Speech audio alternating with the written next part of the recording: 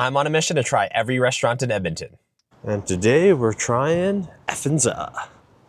I tried 5 10-inch pizzas at $16 each, and what we tried was the Venice Bitch, Californian, LA Dip, PB&J, and the Big Effin' Dill. Before we talk about any of the flavors, let's talk about the dough. They use a really nice sourdough, and I gotta say the execution on all 5 pizzas was really great. All 5 of these thin crust pizzas had a really nice crispy base, wasn't too floppy or anything like that, and the sourdough crust was really delicious. Let's start with the Venice Bitch. So the primary flavors you get hit with when you eat this is definitely the goat cheese and the pesto. I would say if you don't like goat cheese, you need to stay away from this one, stay far away. But as someone who does like goat cheese, I found overall this was a really nice tasting pizza.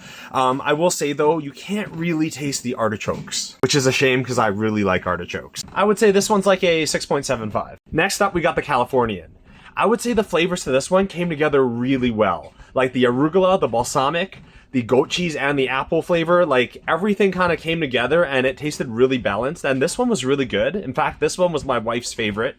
I would give this one a 7.5. But once again, stay away from this one if you don't like goat cheese. Next up, the LA Dip. Imagine in your mind a prime rib, au jus, and horseradish.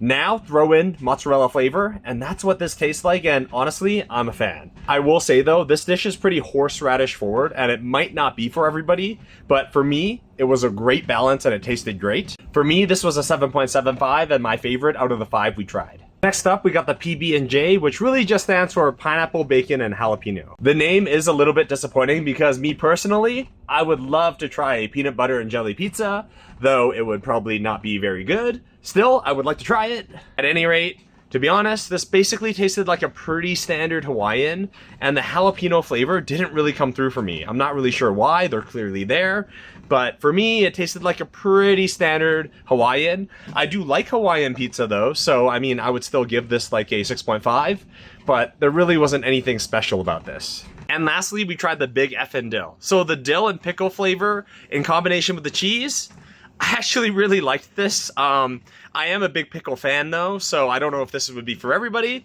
but for me, I thought it came together really nice and I really enjoyed it. I would actually give this one like a 7.5. This was a really delicious pizza for me. Food score time. Overall, I thought most of the pizzas had really interesting flavors, and I liked it overall. We're gonna give them a 7.5.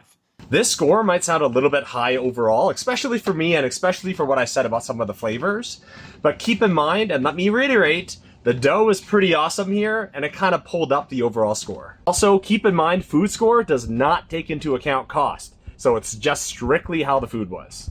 Now for the service. I took the pizzas out, so not a ton of interaction, but I did have a quick little chat with the lady that was at the till, and she was super nice. Anyway, not too much interaction, can't say too much about it, so we're just gonna give them a 5.5, a little bit above average because I like the vibes in there. And finally, for bang for your buck. So this place's pizzas are expensive, but quality and execution is strong, and also really interesting different flavors. And all in all, we're gonna give them a bang for your buck of 6.9. I just wish their pizzas were a bit cheaper, because $16 for 10-inch, it's pretty expensive. Overall, this place is great, and if you want to try some pizzas with very interesting flavor combinations, I would give them a shot.